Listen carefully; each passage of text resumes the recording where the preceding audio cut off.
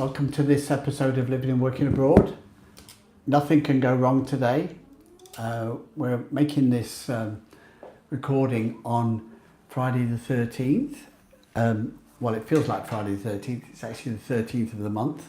But let's see how it goes from here. Welcome along to this show. And we're looking at some of the changes that are coming up and the journey ahead into 2024 for expats living and working abroad. So I hope you can all hear me, and let's dive straight into it. There's big changes coming up, and they were supposed to happen in 2023. Some of them have, some of them are going to be 24 now, and some of them are moved into 25. So let's have a look at those. After Brexit, the EU introduced new rules on travelling into the EU as a way of expanding the Schengen zone. The Schengen zone is mainly EU countries, but it includes other countries which aren't in the EU but are closely attached, allows for some trade freedoms. So Switzerland, Iceland, Liechtenstein and Norway are in the Schengen zone and the EEA, but they're not in the EU. The UK now is not in any of those Schengen zones, the EEA or the EU, but as an international traveller, you're still allowed visa-free travel to many countries around the world. So UK expats have got one of the most visa-free travel options around the world of any passport holder in the world. And at the moment, visa-free travel means that you need a passport to get on a flight and go abroad, but you don't need anything else. Now, in the United States or Australia, other countries, you need electronic travel authority to go there. And this is what's coming into the Europe next. So from the 15th of November 23, the UK have introduced electronic travel authorities for certain countries. Not for everybody yet, but at the moment it applies from the 15th of November to Qatari citizens, and then that's been expanded to the Middle East citizens from February 24. So big changes there for those people, and eventually the UK's electronic travel authority scheme will apply to any visa-free travel around the world generally. The EU was supposed to be introducing their own version of this back in 22, they deferred to 23, 24, and now it's deferred to 25 while they apply that. Now, we don't know the full reasons behind that, whether it's to do with an expanding of the Schengen zone or just the technical delays that they've got. But the Electronic Travel Authority will come into play, and therefore anybody entering into the EU, they may not need a Schengen visa because they've got visa-free travel into the EU, but they will still need an electronic travel authority. So it won't be enough to travel to France, Portugal, Spain, Cyprus, Greece from the UK on visa-free passport travel without the electronic travel authority, in exactly the same way that is the case now with the United States. And you'll need to get this online registration travel authority as part before you can actually check in online with your airline to enter into an EU country. Now, this electronic travel authority has been applied within the Schengen zone, so it'll actually include EU countries outside that as well. Now, a couple of reasons for the delay. From December 24, potentially the Schengen zone could be expanded. Romania and Bulgaria passed all the tests to enter the Schengen zone, but not been officially joined up yet. Cyprus is the other EU country that's outstanding to join the EU Schengen zone, and in that respect, they've covered 5 of the 6 steps towards qualifying, so they're not quite there yet. So it could be that we've got what we're waiting for with the electronic travel authorities for the Schengen zone to be finalised with Romania, Bulgaria and the UK, not the UK, but Cyprus being added into it. The UK citizens then travelling to that Schengen zone will need the electronic travel authority, but not a visa to enter the Schengen zone. Anybody who hasn't got visa-free travel into the Europe will need to get a Schengen zone visa, and obviously then they don't need the electronic travel authority. The electronic travel authorities are only for visa-free travel, where you're travelling across a border with a passport. So these are important changes. So if you've got an overseas holiday home and you want to be able to visit your holiday home regularly, you will need to get the electronic travel authority, which will maybe last you a year or maybe 10 years to be able to do that. And these will come in for EU countries from 2025 unless they defer it again. The UK is being rolled out and will eventually include EU travel into the UK as well. For more information and guidance on electronic travel authorities and the impact on travel and residency in the EU for UK expats, contact us at approachpartnership.com. When you're living and working abroad, we can work remotely around the corner, but we can also work remotely across border, and these options are now available in the 2020s to people that want to be able to work remotely. So if you've got an employer that would allow you to work remotely and allow you to work in another country, it doesn't necessarily, it's just not just about you and your family. So you could go expat, work remotely, but if you're working for an employer, there's additional issues that you need to consider.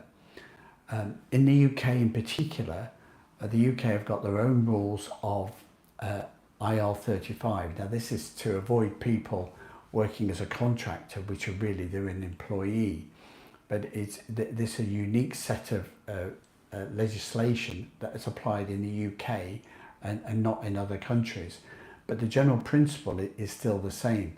If you're an employee abroad and you're working abroad, then generally you can go and work remotely as a nomad for 3 months.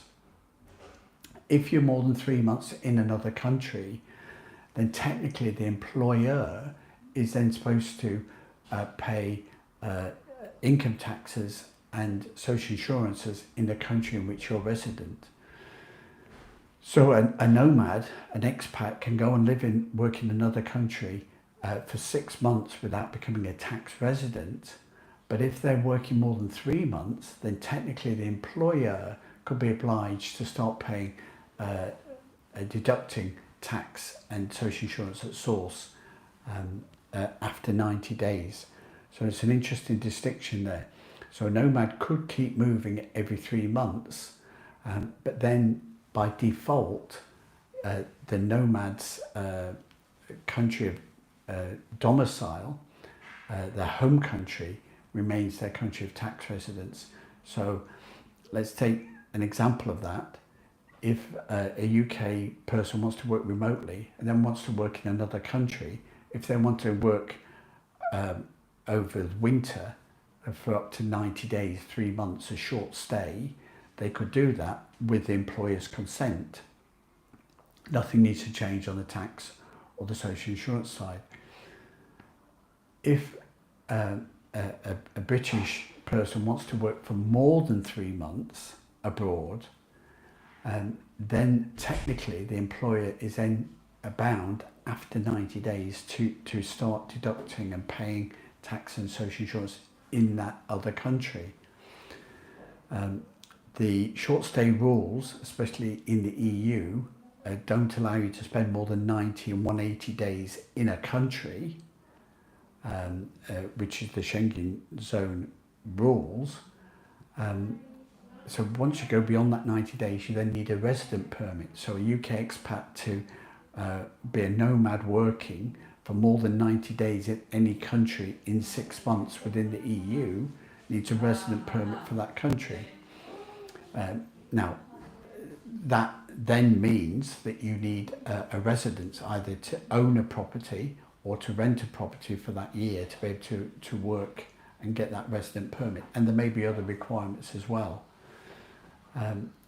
to continue that. So working as a nomad and keeping on the move could work, but as long as your country of domicile is, or the employer is still deducting income tax and pay and social insurance at source. Proactive experts, so if you need any help and guidance, either working as a contractor, using your own personal service company, or making a change of arrangements with your company so that you can work remotely abroad over winter, in the summer, in your holiday home, in your overseas property, contact us at proactpartnership.com.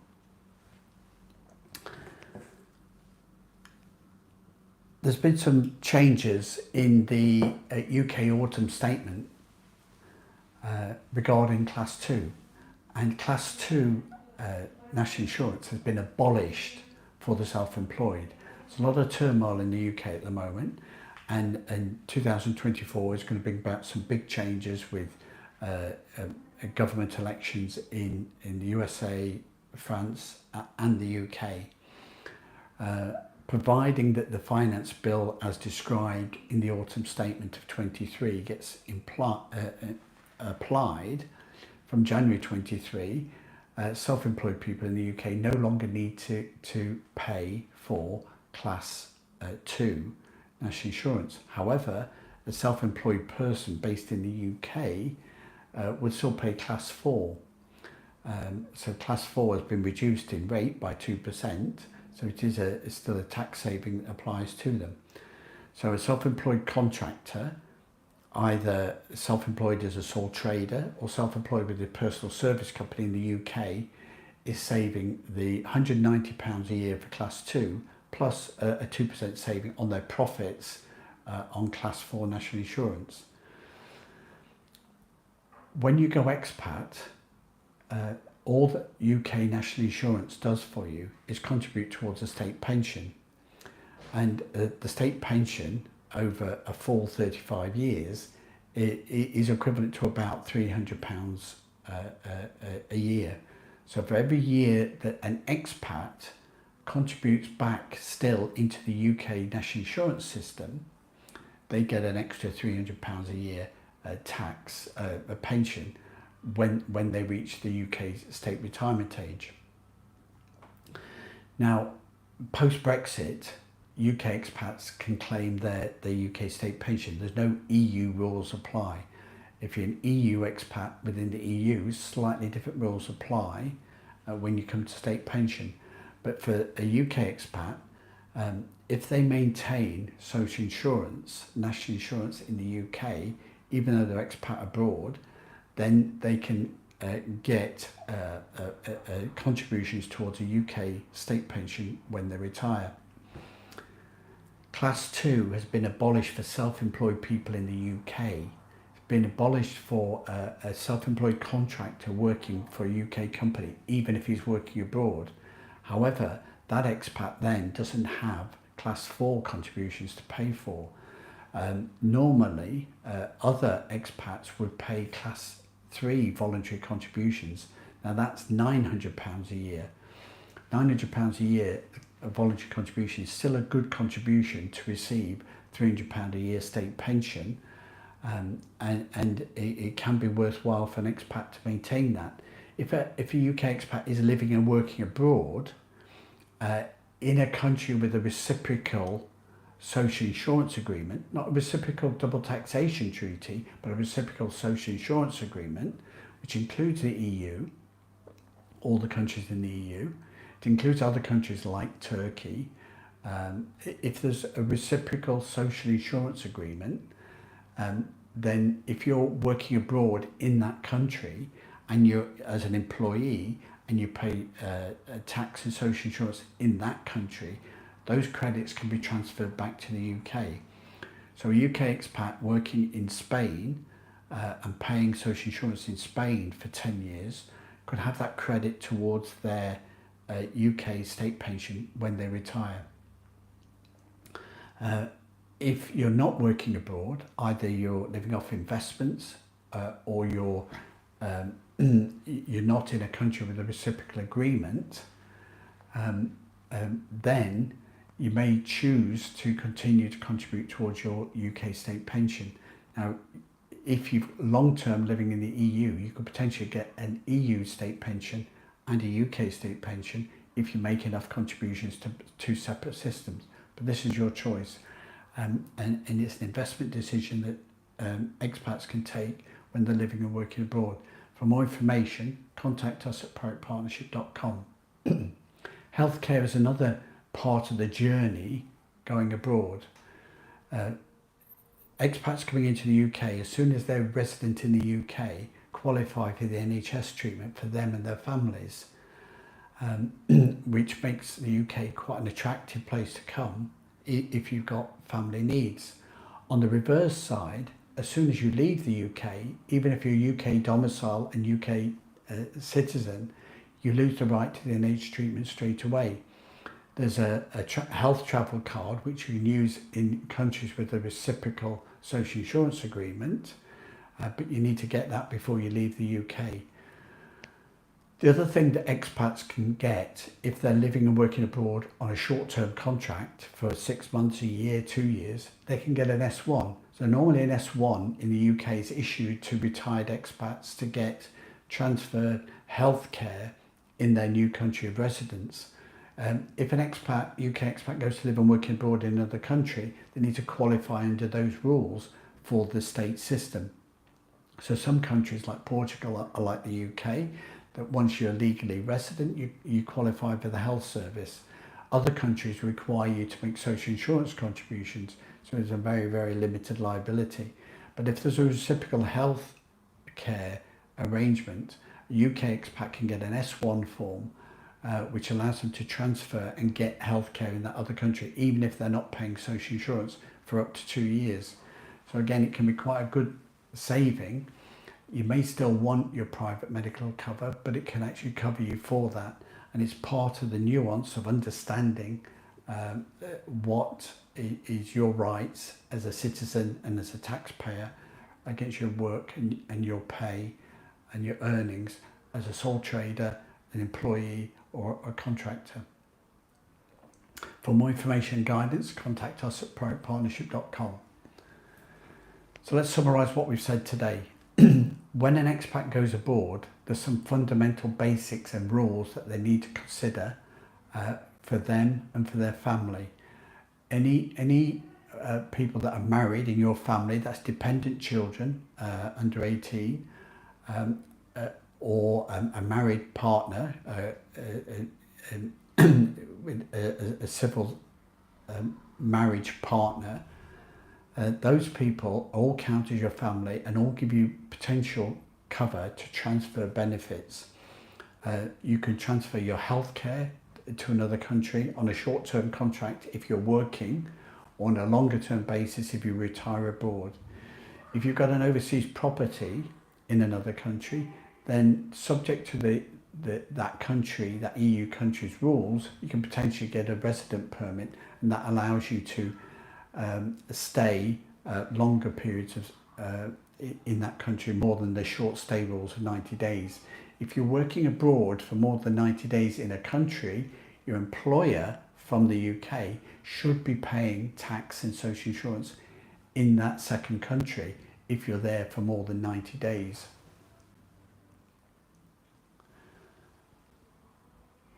So just consider that as an option.